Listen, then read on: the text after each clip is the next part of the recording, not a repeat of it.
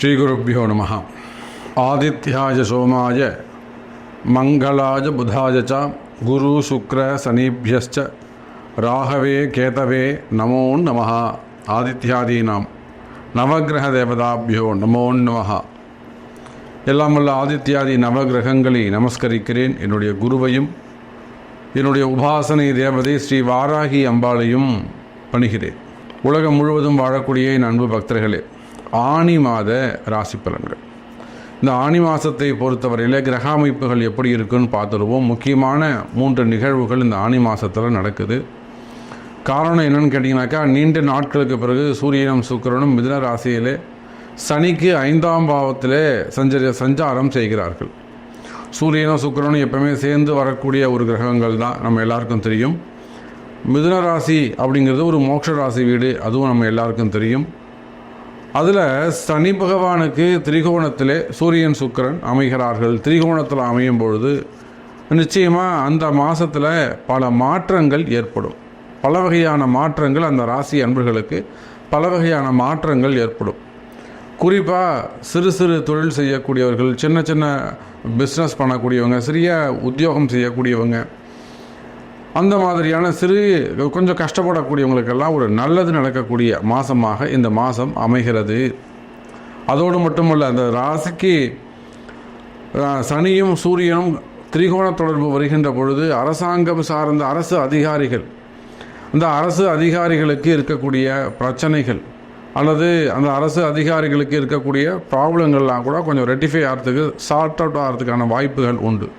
நிறைய அரசு அதிகாரிகளுக்கு பதவியில் முன்னேற்றங்கள், பதவி உயர்வுகள் வருவதற்கான வாய்ப்புகள்லாம் நிறைய காத்திருக்கு. குறிப்பாக அரசியல்வாதிகள், அரசியல் தலைவர்கள், அரசாங்கம் சார்ந்த உத்தியோகம் செய்யக்கூடியவர்கள், அரசாங்கம் சார்ந்த தொழில் செய்யக்கூடியவங்க, இவங்க எல்லாருக்குமே கூட இந்த ஆனி மாதம் உயர்வான மாதமாக அமைகிறது. எப்பொழுதும் போல காலபுருஷனுக்கு 2வது வீட்டில் குரு பகவான்.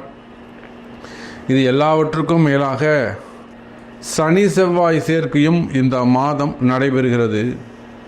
மேஷத்தில் இருக்கக்கூடிய செவ்வாயும் கும்பத்தில் இருக்கக்கூடிய சனி பகவானும் சந்தித்து கொள்கிறார்கள். இதில் என்ன ஒரு பெரிய விஷயம் அப்படின்னு கேட்டிங்கனாக்கா, சனி பகவான் உச்சம் பெறக்கூடிய வீடு கொடுக்கக்கூடியவர் சுக்கிரன், நீச்ச வீட்டை கொடுக்கக்கூடியவர் செவ்வாய்.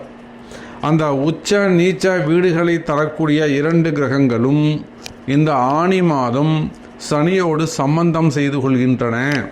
அப்போது உலகம் முழுவதும் வாழக்கூடிய என் அன்பு பக்தர்களை, இந்த ஆனி மாதம் முழுவதும் சனி பகவானுடைய அல்லது அந்த சனி கிரகத்தினுடைய ஆதிக்கம் அதிகமானதாக இருக்கும். ரொம்ப அதிகமான சனியுடைய ஆதிக்கம் ரொம்ப அதிகமானதாக இருக்கும். எந்தெந்த வகையில் இருக்கும் அப்படின்னு கேட்டிங்கனாக்கா, ஃபேமிலி சப்ஜெக்ட் எடுத்திங்கனாக்கா, உடன் பிறந்தவர்கள், கூட பிறந்தவங்க, அந்த மாதிரியான ஃபேமிலி சப்ஜெக்டில்.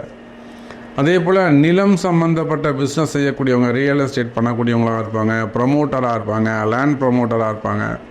அதே போல் பில்டர்ஸ், அந்த தொழில் செய்யக்கூடியவர்கள், கான்ட்ராக்ட் கன்ஸ்ட்ரக்ஷன்ஸ், அந்த பிஸ்னஸ் பண்ணக்கூடியவர்கள். அதே போல் கனிம வளங்கள் சார்ந்த குவாரிகள்லாம் வச்சு நடத்தக்கூடியவங்க, மண், மினரல்ஸு. ஸோ அந்த கனிம வளங்கள் பிஸ்னஸ் பண்ணக்கூடியவங்க, டிரான்ஸ்போர்ட், லாரிகள், இரும்பு இல்லையா சனி, அதான் லாரி டிரான்ஸ்போர்ட்டு, அந்த மாதிரியான ஒரு ஜேசிபி இயந்திரங்கள், அந்த மாதிரி இயந்திரங்கள், தொழிற்சாலைகள், இந்த மாதிரியான தொழில் செய்யக்கூடியவர்கள். அதே போல் போலீஸ், காவல்துறை அதிகாரிகள், சனியும் செவ்வாயும் சேர்ந்த காவல்துறை அதிகாரிகள். செவ்வாய் போலீஸுங்க, சனி உத்தியோக அதிபதிங்க. அப்போது காவல்துறை அதிகாரிகள், இராணுவத்தில் ஈடுபட்டிருக்கக்கூடியவர்கள். இன்னும் சொல்லப்போனால் அதே போல் அரசியல் நண்பர்கள், அரசியலில் ஈடுபட்டிருக்கக்கூடியவர்கள். அதே போல் சனி சூரியன் சேர்க்கைன்னு சொல்லும்போது அரசியல் நண்பர்கள், அரசு அதிகாரிகளாக இருக்கக்கூடியவர்கள். அப்போது அதே போல் டாக்டர்ஸ், சனி செவ்வாய் ஆராய்ச்சி, அதாவது லேப்லாம் வச்சு நடத்தக்கூடியவங்க, அந்த லேபுக்கு தேவையான எக்யூப்மெண்ட்ஸை உற்பத்தி செய்யக்கூடிய தொழிற்சாலைகள். இப்போ நம்ம நிறைய சொல்லலாம், அந்த பயோசிஸ்டம் சொல்லுவாங்க, அந்த மாதிரியான தொழில் செய்யக்கூடியவங்க. லேபுக்கு தேவையான அந்த டியூப், ரத்தம்லாம் எடுக்கிறாங்க இல்லையா, அது ஸ்டோரேஜ் பண்ணக்கூடிய, அதெல்லாம் க்யூப்ஸ், அதெல்லாம் உற்பத்தி பண்ணக்கூடிய தொழில் செய்யக்கூடியவங்க. லேப் ரிலேட்டடாக கெமிக்கல்ஸு, அதே சமயத்தில் கெமிஸ்ட்ரி ரிலேட்டடாக ஒர்க் பண்ணக்கூடியவங்க. இதெல்லாம் இந்த சனி செவ்வாய் சூரியனுடைய ஆதிக்கம் இந்த ஆனி மாதத்தில் நிறைந்திருக்கிறது. அப்போது சனி செவ்வாய் சூரியன் சேர்க்கையினால் இந்த ஆனி மாதம் உங்கள் யாருக்கெல்லாம் என்னெல்லாம் நடக்கப் போகுது. இப்போ நம்ம ஃபஸ்ட்டு ஒரு 5 நிமிடங்கள் இந்த மாதம் இந்த பிளானட் எது வலுவாக இருக்குது, எதை சார்ந்த தொழில்கள் எல்லாம் வலுப்பெறும் அப்படிங்கிறத பார்த்துருக்குறோம். ஸோ ஃபுல் டீட்டெயிலாக உள்ளே பார்க்கலாம் பாருங்கள். அன்பார்ந்த விருச்சிக ராசி அன்பர்களே, இந்த ஆனி மாதம் விருச்சிக ராசிக்கு ரொம்ப ஒரு சப்போர்ட் செய்யக்கூடிய மாதமாக, ஒரு வளர்ச்சியை தரக்கூடிய மாதமாக அமைகிறது. இப்போ நம்ம ஃபஸ்ட்டு ஒரு 7 நிமிஷம் ஜென்ரல் கண்டென்ட்டு பார்த்தோம். இப்போ அடுத்தது விருச்சிக ராசிக்கான ஸ்பெசிஃபிக் கண்டென்ட்டு நம்ம பார்க்க போகிறோம், ராசி பலன்களை பார்க்க போகிறோம். அப்போ விருச்சிக ராசி அன்பர்களே, உங்கள் ராசிக்கு 10ஆம் அதிபதியாக தொழில் ஸ்தான அதிபதியாக வரக்கூடிய சூரியனும் 7, 12 கூடிய சுக்கிரனும் 2 அசுபர்களும் 8இல் மறைந்திருக்கிறார்கள். அந்த 8இல் மறைந்த 2 அசுபர்களும் சனி பகவானோடு திரிகோண தொடர்பை ஏற்படுத்துகிறார்கள். அப்போது விருச்சிக ராசி நேயர்களே, ஒரு சில விருச்சிக ராசி நேயர்களுக்கு இந்த மாதம் ஒரு நல்ல அதிர்ஷ்டமான மாதமாக அமைகிறது. தொடர்ந்து பிரச்சனைகளையே ஃபேஸ் பண்ணிட்டு வரீங்க, ஒரே பிரச்சனையாக இருக்குது சார். அது வேலை செய்கிற இடமா இருக்கலாம், உத்தியோகமாக இருக்கலாம், ஃபேமிலியாக இருக்கலாம். விருச்சிக ராசிக்கெலாம் நிறைய ஃபேமிலி ட்ரபிள்ஸ் இருக்குது. மனைவியோட கணவனோட போராட்டமாக இருக்குது சார் அப்படின்னு சொல்லக்கூடியவங்களாம் இருக்கலாம். இன்னும் சொல்லப்போனால் பிள்ளைகள்லாம் சொல்கிற பேச்சு கேட்காம வருது, பிள்ளைகள் ரொம்ப அடமண்டாக இருக்கிறது, பிள்ளைகளால் வரக்கூடிய அவமானங்களாக இருக்கலாம். அப்போ இந்த விருச்சிக ராசி நேயர்களுக்கு இந்த மாதிரி ஃபேமிலி ட்ரபிள்ஸோ இல்லை ஜாப் ரிலேட்டடாக ப்ராப்ளமோ இருந்துக்கிட்டே வருது.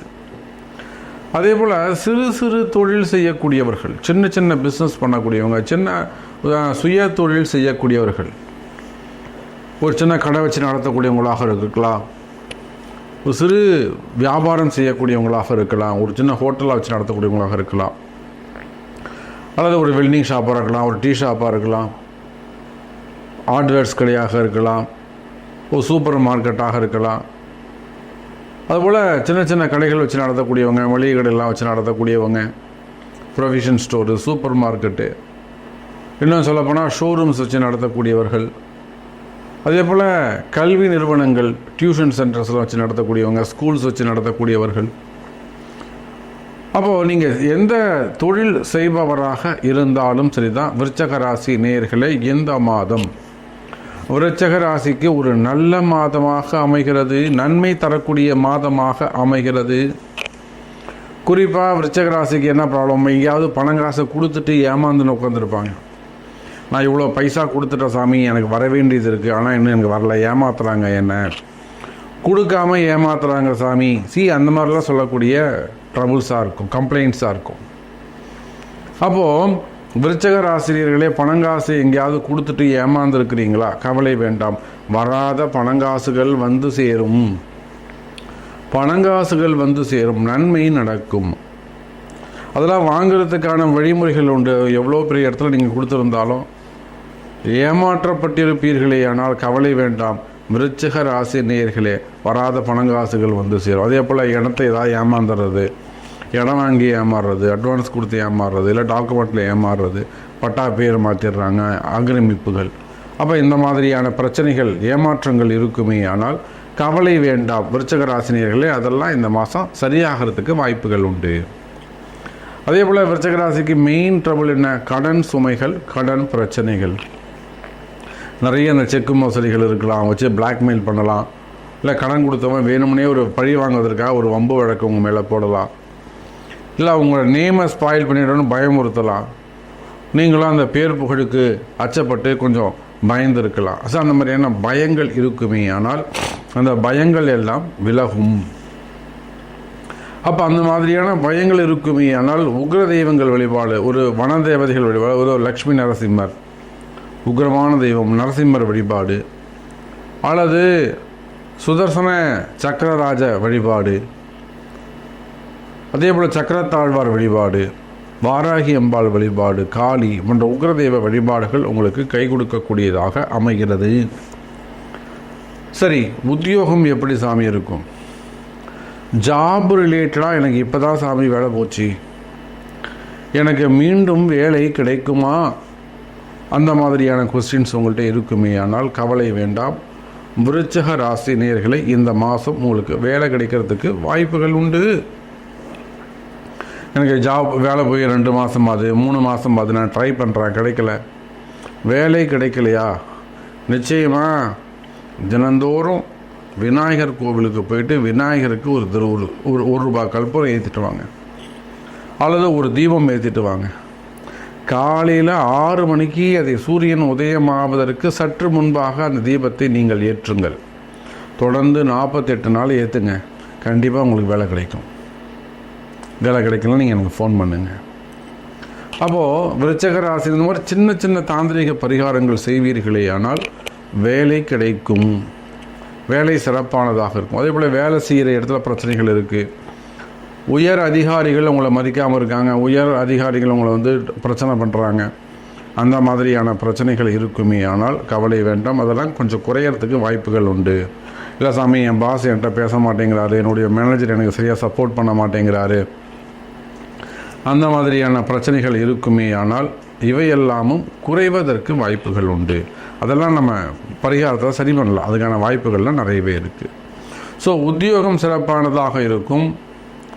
கடன் சுமைகள், கடன் பிரச்சனைகள் குறையும், உத்தியோகங்கள் கிடைக்கும், மெயினாக வருமானம் அதிகரிக்கும், தொழில் அமைப்புகள் சிறப்பானதாக இருக்கும், தொழிலில் நல்ல முன்னேற்றங்கள் இருக்கும். கவலை வேண்டாம் விருச்சிக ராசி நேயர்களே.